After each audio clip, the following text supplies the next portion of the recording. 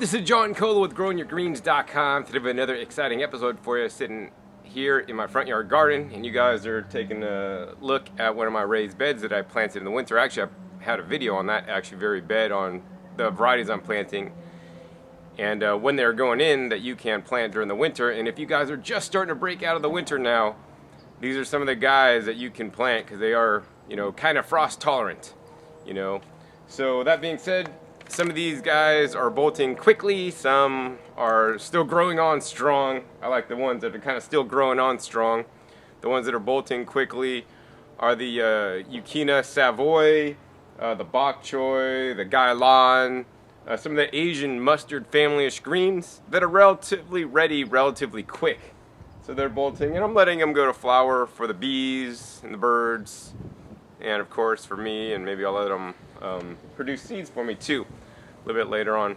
Anyways, I'm not going to talk about the garden today. What I am here today is to talk to you guys about questions and answers. So I like to do the Q&A videos every once in a while for you guys, instead of me just giving tutorials in my garden or visiting other places and making videos for you guys. I like to try to, answer some questions for you guys. So, I want to apologize in advance. I get so many questions through YouTube, Facebook, and everywhere under videos, and I just can't possibly answer them all. There's literally like 200,000 of you guys. I have 200,000 subscribers now, which is completely insane. I never thought this would happen when I got started with all this. And there's just one of me, that's a lot of you and one of me, and I can't answer all the questions because that'd be a full-time job, and I got a real life to live, So if you do have a question you need to get answered, I do have a way you could do that for just $5. There's a link down below to my Fiverr campaign where for basically $5 of that I get $4, and of that I keep $0 because all that money goes back into the Fiverr community to help get my videos transcribed for the hearing impaired, also for foreign speakers that do not understand English. They could get, once it's transcribed, they could actually get it translated into different foreign languages. So the foreign language viewers, give me a thumbs up if you're a foreign language viewer out there, could have access to the information in my videos because I believe it is so important. Other than that, if you want your question to appear in a video like this, you could go to growingyourgreens.com, click on the discussion tab, put a question there, or you could click on about and then click on send me a message through the YouTube system, and then I call through those questions to answer them in a video like this. Anyways, let's get into today's questions. First question is from Heavy Mechanic 2. Hi John, taking your advice in consideration to remineralize the soil with azomite and other forms of rock dust to build soil, my research has led me focusing upon microbes and minerals, which was very successful last summer. I'm growing some super hot peppers in pots, and some people have commented how healthy my plants look in 4-inch pots. I added half a teaspoon of azomite and oyster shell flour to a premium organic potting mix and treated it with a complete fish kelp fertilizer. It's hard to believe just how fast these peppers are growing under common fluorescent lights. Soon to go out into the garden into grow bags. My question is, how do you know how much of a mineral product to use in containers based upon soil volume? Have you ever considered oyster shell flour from the San Francisco Bay? If this does not make it into video, thanks for your time and consideration. Philip Miller, Virginia, Zone 6. All right, Philip, so, it's true that if you give the plants the right things on what they need, they're going to grow faster, they're going to be healthier, just kind of like us, right? If we eat the right foods, we're going to be healthier, all this kind of stuff. As to the question as to how much mineral product to use in containers based on soil volume, that's a good question. So, my first off answer is, when I make a container mixture, one of my goals to making container mixtures, and this depends if the plant is going to remain in the container for like a long time, or it's going to get transplanted out sooner rather than later. If it's like more of a stationary potting soil mix, like a fruit tree that I'm planting in the mix, I'll tend to add more rock dust and other amendments, knowing that because I'm probably lazy and I probably won't get around to adding them later, so I want to have a good stockpile of stuff. And the things that I use, the microbes and the minerals, pretty much you can't burn like you can with, synthetic chemical fertilizers made in a factory. You could totally burn your plants and you lose your plants. I've grown in half azomite, half organic compost, and that was some sweet wheatgrass that I grew. So, I kind of just do by touch and feel, by gardener's intuition. I just dump a whole bunch in there. If I got a half bag left, I mix up a whole wheelbarrow full with a half bag. Normally I might put like about I use this scooper of an old carafe from a blender, the Blendtec that the bearing seized up, and that's about 64 ounces. So I'll probably usually into one wheelbarrow full, I'll probably scoop about 3 big of those scoops of rock dust into the container, into the wheelbarrow to make a container mixture. You know, I'd say use as much as you got, right? If you have a rock dust, you know, and you get it cheap, like I get the bags, like 44 pounds for 15 bucks. You know, I use it more liberally, right? If you gotta spend a lot of money and get it shipped in, it's more like $1 a pound for you. You know, then scale back. In general, for 1 square foot of raised garden bed, and you know, a raised garden bed in itself is kind of a container. It just has an open bottom. 1 square foot of top surface area, I give it about 1 pound of rock dust. So if you want to use that and do the math and figure out exactly how much this container will get, that's cool. I tend to mix things up in large batches. And yeah, besides the rock dust, the microbes, super critical, super important as well. I'm glad you're growing some hot peppers and kicking ass at it by following some of the suggestions I give. Awesome. So next question is from Terry W. Cannon. Hi, I've seen 1 or 2 of your videos and I was wondering if you could give me some advice. Currently the only plants I have are 2 juniper bonsai trees, and I've been thinking about starting my own little garden. I live in a 2-bedroom, 1-bathroom house with a small yard, so I'll have to do this small, but I was thinking of growing some kale and some spinach for starters. The reason is that I just turned 30 and I'd like to start eating healthier, but I'd like to save as much money as possible. So I was wondering if you had any advice for me, such as other super healthy plants that are lower maintenance. Also, what are your thoughts on growing tea plants, green tea, etc.? I appreciate any feedback you can give me. Alright, Terry, so yes, definitely important to start eating healthier today instead of tomorrow. And even if you don't have a garden, don't give yourself the excuse, I can't start eating healthy because I'm not growing my own food. That's hogwash. Go out to a local, health food store, even just grocery store, and start buying and including more fresh fruits and vegetables in your diet, right? I grow the healthiest stuff on the planet, but just because I'm growing it and you're not doesn't mean you give yourself an excuse not to eat healthy. Everybody has the opportunity to buy fruits and vegetables at a grocery store, health food store. I encourage people to buy organic whenever possible. Better than that would, of course, be the farmer's market, but of course, the best of all is growing your own. And it might be a good idea to start buying, some of the different healthy foods at the supermarket, like the leafy greens, now before you start growing them, so that you'll get accustomed to the taste. So when you grow them, you're gonna really 10 times more appreciate the food you're growing after eating the crap of the grocery store. Because the stuff to me, like the kale at the store, tastes more bitter. It's not as sweet, not as delicious, and the first bite of the stuff that you get, you just be like, wow, man, I can't believe I ate all that crap at the grocery store anymore. And I know a lot of you guys, feel this way as well. But anyways, to start eating healthier and to save the most money, I would probably recommend, and then something really easy. That's a lot of different criteria there. I would recommend growing your greens. I mean, that's my channel name, Growing Your Greens, and I named it Growing Your Greens for a reason, because I truly believe that, in a smaller space, you could grow a lot of greens to meet all your requirements of your greens. I mean, I want you guys to take leafy greens off the produce that you need to buy at the grocery store, and I want you guys to increase the volume of leafy greens that you guys are consuming on a daily basis. I mean, the per capita consumption of kale in the United States before the invention of kale chips is about 1/4 pound per person per year. I mean, that's 1/4 pound of kale. My goal is to eat 2 pounds of leafy greens a day, whether that includes kale, achataba, collard greens, lettuce, frisee, mache, gailan, bok choy, mituna, also known as the buckhorn plantain,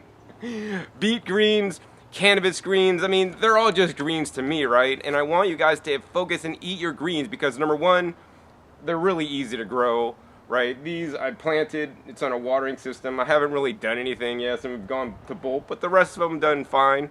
And if you want ones that are really easy, grow some weedy leafy greens, and I have a good video on how to have a vegetable garden without even growing anything. I'll put a link down below for that video with Katrina Blair.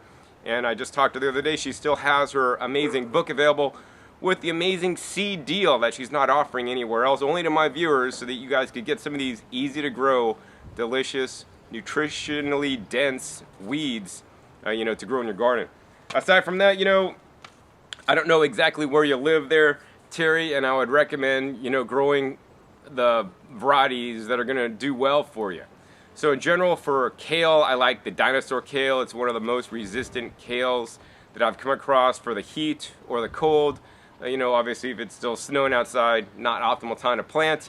And to save the most money, with your vegetables, you want to grow vegetables that are easy, right? Spinach, depending on your climate, where you live, and at what time of year you plant them, may do good or they may do poorly, and it also depends on what you guys eat, what you and your family love to eat. Like, say you guys like tomatoes, and when you go to the store, you always get a pound of tomatoes, right? Well, then I would encourage you to start growing your own tomatoes, so now you could just eliminate that off your shopping budget, because, a pound of tomatoes, if you're getting organic ones, could cost $2, $3, $4 a pound. But leafy greens are even more expensive. I mean, it's like 6 leaves for $2, $3, if you're getting organic ones, right? That are not as good as the ones you could grow. So really, I want you guys to focus on the leafy greens. Another area to start if you don't have a lot of money, and want to save a lot of money, is the herbs. Herbs are also very nutritionally dense powerhouses. There's studies like over in Italy and whatnot, where the people that live in the mountains, that go up into the hills and harvest a lot of herbs and have a lot of herbs in their diet, are healthier because of the phytochemicals and phytonutrients in the herbs. Also, herbs are quite easy to grow, really maintenance free for the majority of them, because they have all their scents and oils that basically create bug resistance for the herbs. So this way you could clip some herbs, mix that into a soup, a salad, into a juice, into a blended smoothie, and get some of these nutritionally dense foods in you. I mean, those are probably my biggest tips for you, Terry. Start growing some leafy greens, get a little small raised bed. Start with 1 and then expand to 2. And, start growing foods that you and your family love to eat. And focus on the leafy greens, and the herbs is where I would start off at first. And of course, if it's going in summer, plant a few tomatoes too. All right, next question is from Eric Turner. Hi John, I love your channel, but one question I have is, how are you able to constantly travel to different nurseries and sites all over the country? It must be terribly expensive. Can you share what allows you to be able to afford constant travel? Best, Eric.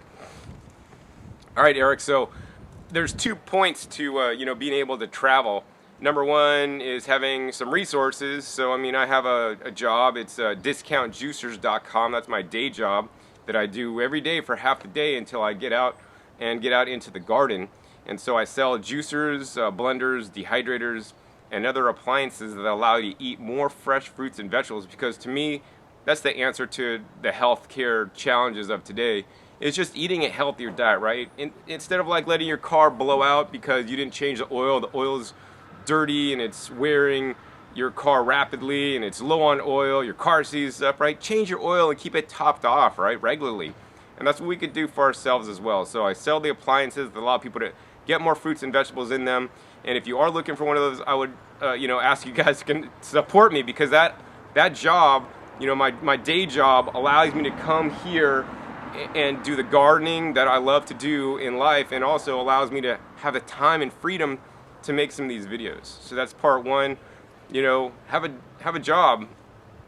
Number two, because I'm my own boss, I could take time off whenever I want, and that kind of leads me into the second part, which is, besides having some funds to be able to travel, you need to be able to travel inexpensively. So hey man, John's here, he's there, he's everywhere. Like, you don't understand. Like, I am a super frugal dude. You see me get some really good deals on gardening stuff, but I get really good deals on travel. Like last year, I went to Hawaii 4 times. Like, wow, John, you must be rich.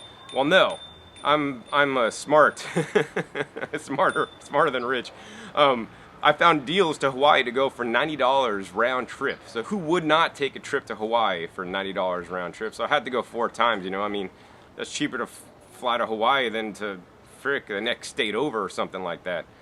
So yeah, that's how I get around. I also fly on my favorite airlines, Spirit Airlines. If you guys are out there, Spirit, you guys are my favorite airlines, although you guys suck too at the same time. So why do I have this love-hate with Spirit? Number one, the seats don't recline. Number two, you have this much leg room. Number three, I'm not even a big guy.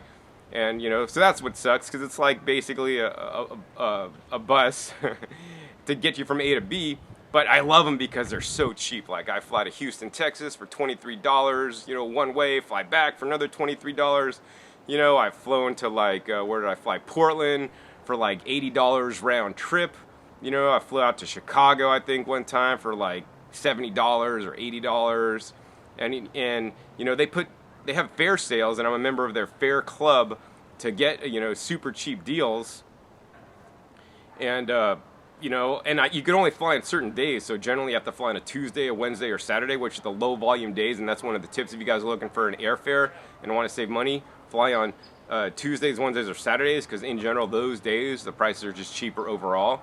And in addition, besides flying Spirit, I also fly, you know, Allegiant Airlines, which has now expanded their route map out of Las Vegas. Since Las Vegas is fairly centrally located, I get a lot of good deals to fly to different places. Of course, having a girlfriend in Austin, Texas gets me out there once in a while, and then when I'm out there, I'm traveling around. And when I go on a business trip, you know, to a conference or a trade show, you know, I'll research places in the area, and I'll check them out, you know, while I'm just happen to be out in the area.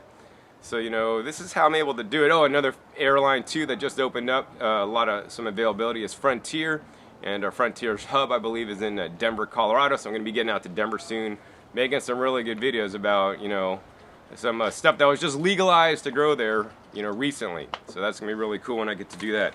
So yeah, I hope that answers your question.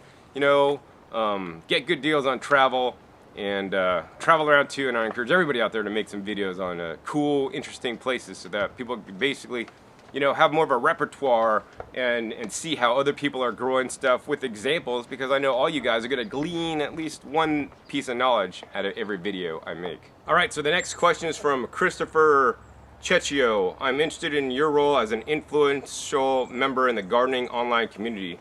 What do you feel sets you apart and leads to your success in gardening? What trends do you see? How do you determine future topics for videos? Thanks again for your time. Hope to talk to you soon.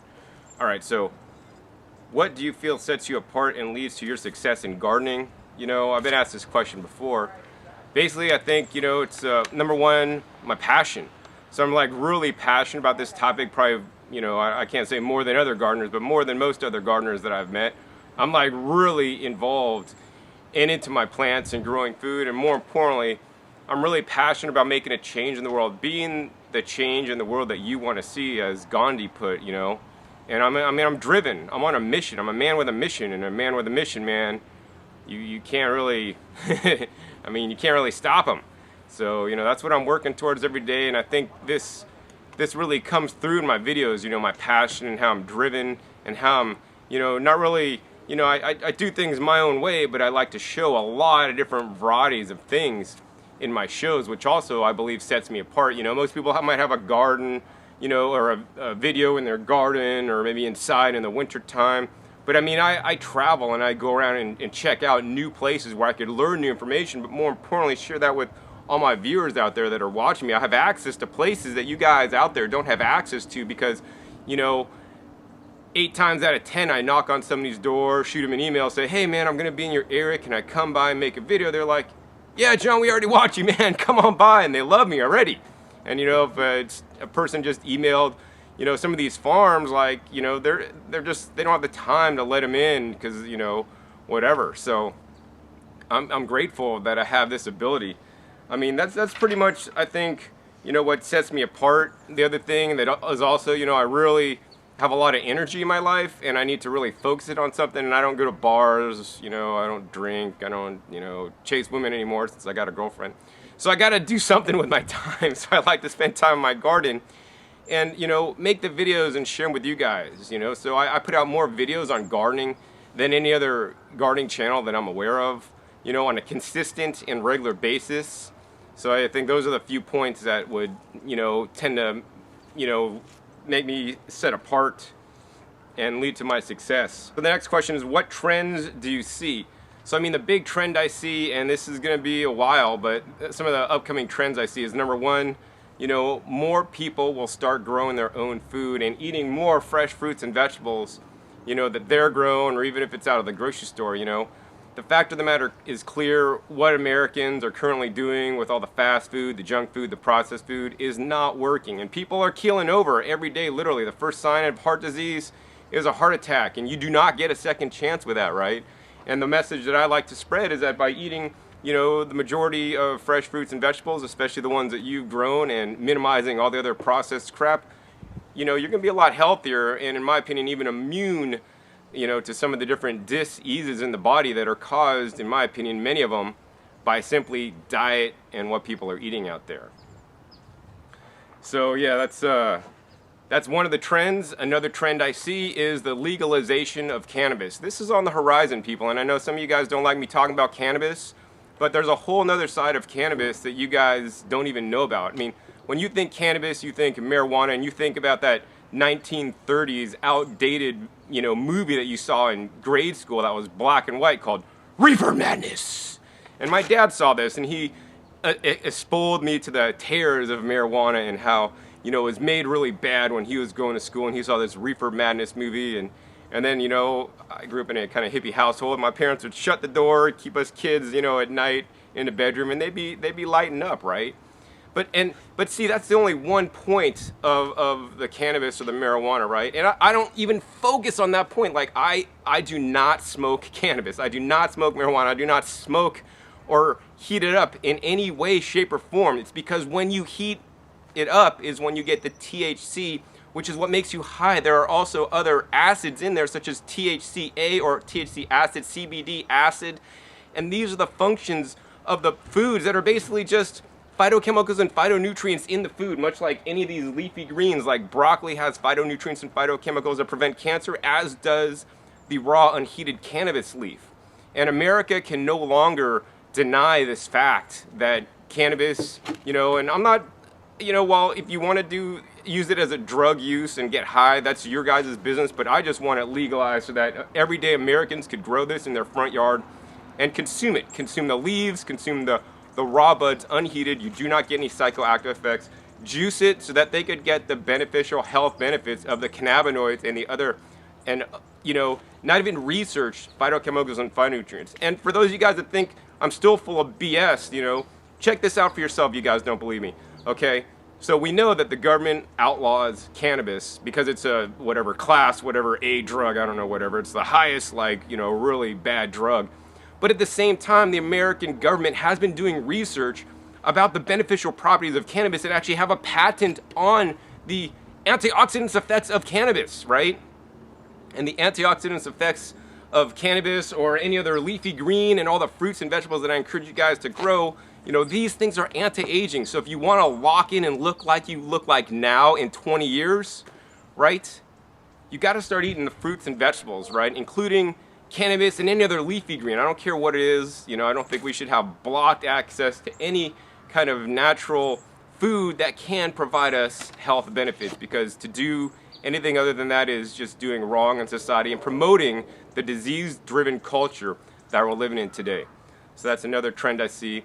I guess another trend that I see is that people are being more and more concerned about the food they're eating, what's being sprayed on it, and where it comes from, and that's why people want to grow more of their food at home. And I see, another trend I see is that there's going to be diversity in agriculture. Instead of big agribusinesses growing like all the crops, there's going to be more mom and pop, growers that are going to be offering, the farm fresh produce to the local area. So, diversified farming instead of the, farming where there's just like a few 13 to 15 players in the organic industry, right? The people need to come and take back the power, and the times are changing. So those are some of the trends I see. Let's see, how do you determine topics for future videos? That's a good question. So, if I sat here and I'm gonna make a video on this or this or this, right? It just wouldn't work for me, because I'm not that kind of, I don't plan super ahead. Maybe if I plan to go see my girlfriend in a month, I'll do that. But to me, future videos are basically dependent on what I'm doing that day. Literally my videos are a day in the life of what I'm doing. If I'm visiting a farm, then guess what? That's the topic of the video, right? And the topic is gonna be what I learned that I think is really cool that I wanna share with you guys, If I'm in my gardening, then I'm making a video about, re-enriching the beds or, whatever. And so I don't really choose a lot of topics. Of course, some topics are, people write me in, say, John, what do you think about this or that? then I might make a video on that, or if they send in questions, I'll make a video on that too, like this one. But in general, you know, I'm just kind of living my life, and when things come up, you know, I get a company wanting to send me some products to make a review, and I agree with the products and like them to some extent, I'll make a review. So that's how some of the topics come up, you know. I mean, obviously a lot of the topics that I focus on are topics that I strongly agree with. Of course, not all of them I strongly agree with, but at least I want to make some of this information and knowledge available to you guys that are excited and get turned on with hydroponics or get turned on with permaculture. I mean, I incorporate many of these different principles into my own gardening style, but I'm not doing a, you know, strictly permaculture garden. I'm not doing any aquaponics now, but mark my words, I will in the future. All right. Let's see. Yeah, so that was all your questions there. Hope that answers you out, helps you out a little bit. Next question is from B. Reardon. I was wondering if you could use LED Christmas lights as a grow light. So you guys could do anything you want. Now, whether that's going to work very well is another topic. You know, LED Christmas lights. Well, LED lights are, number one, very energy efficient, which I actually appreciate a lot. And unless you get a high wattage LED light, it's not going to throw out enough light to do, you know, much of anything. I mean, it might help your plants grow like, I don't know, millimeters a day. But it's not going to get the growth you guys want. I do use some standard non-LED large bulb, you know, circa 1970s Christmas lights to keep my plants warm in the winter, which I had an episode about. But I wouldn't necessarily use those as grow lights either, you know. For a grow light, you want to get an LED bulb that has the highest amount of wattage as possible. That's going to throw out the most light. But even then, if you want to refine it, you could get special bulbs that are, you know, like red and blue, that are better color spectrum, you know, for the plants. So yeah, in general, I don't recommend using Christmas lights, LED lights as grow lights. You're not going to get very far. All right, Carrie B. John, I am mixing up a core-based soil. I use hot tap water to hydrate my coir. I mixed the azomite in the water before the coir had completely taken it all up. When it was soaked up, the azomite was very nicely mixed with the coir, and I didn't have to deal with the dust. Do you think I'm damaging anything in the azomite by putting it in the hot water? Thanks in advance. All right, Kier, so I wouldn't really worry about it. Azomite, pretty much as it comes, is just a mined mineral product, and there shouldn't really be much of any bacterial stuff in there. And, you know, I wouldn't really worry about that. I would worry more about, like, you know, brewing some compost tea, inoculating your azomite coir mixture with some compost tea, and also, of course, amending in some compost and other things with it. Because just that alone, those two things are a phenomenal base, but definitely get some Worm Go Plus worm castings in there too. They have the ultimate trio. I mean, that's actually what I'm mixing up today myself. All right, so we're down to the last question here. It's from Abba K. Hi, John. Number one, let me know why we need to rotate the compost. Number two, how many days do we have to keep the kitchen waste in the compost bin to become compost? Number three, do we have to spin all these days? Number four, can we use gypsum powder instead of rock sand? Regards, Muhammad Ali, Saudi Arabia. All right, Muhammad, let me go ahead and address your questions. Why do we need to rotate the compost? So if you have like a compost tumbler, or if you have a pile, you should, you know, flip your compost, and basically you want to do this to aerate it. You know, besides the carbon and the nitrogen, the greens and the browns, you need to actually get some air in there, as well as actually the right moisture level. These are very critical components to making proper compost. Number two, how many days do you have to keep the kitchen waste in the compost bin to become compost? Well, that all depends on how much you're spinning it, how much aeration you're getting, and the ratio of the food scraps or kitchen waste, the greens to the browns, such as the carbon, such as the leaves or the wood chips or sawdust, something like that. You know, I've had compost done in my compost tumblers in as little as a month, and in piles, you know, I've seen it sometimes take a year. You know, if you have an active pile and it's nice and warm and you're turning it and you're doing everything right, you know, it should take less time rather than more. You know, I've seen plenty of people's houses where I go over to their house, they have a compost pile, they just keep dumping on kitchen scraps, but they're not adding a carbon source such as leaves or wood chips or sawdust, or I like to use the, you know, pine pellet bedding for horses.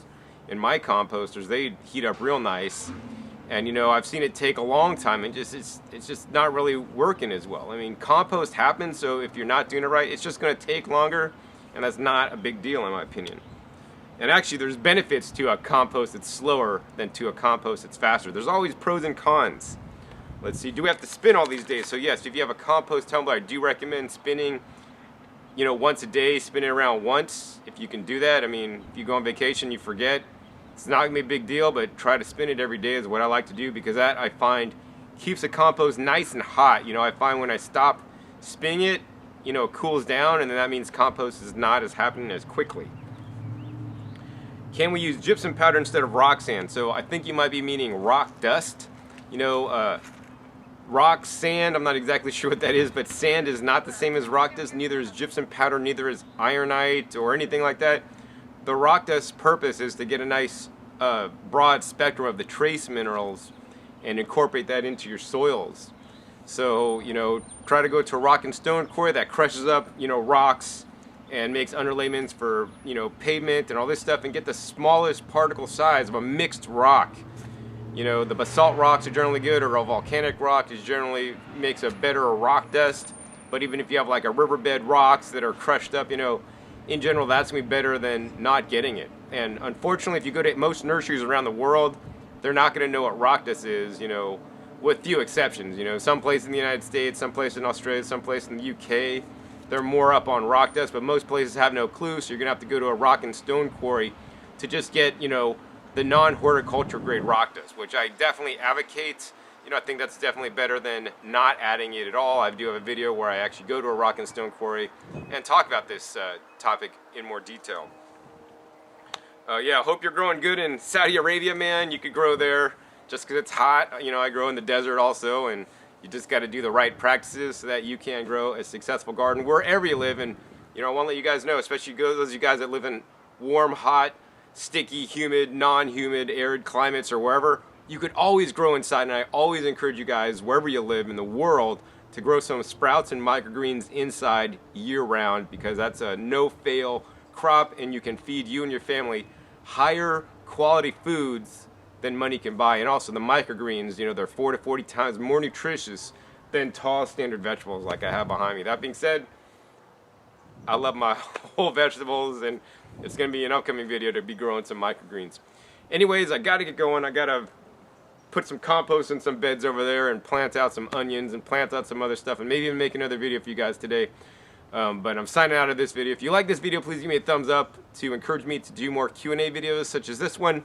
Be sure to subscribe to my channel if you're not already, and be sure to check my past episodes. I have over 1,000 episodes now on all aspects of gardening, so that you guys could grow more food at home and you guys could become producers instead of consumers in this consumerism society that we all currently live. Once again, my name is John Kohler with growingyourgreens.com. We'll see you next time, and until then, remember, keep on growing.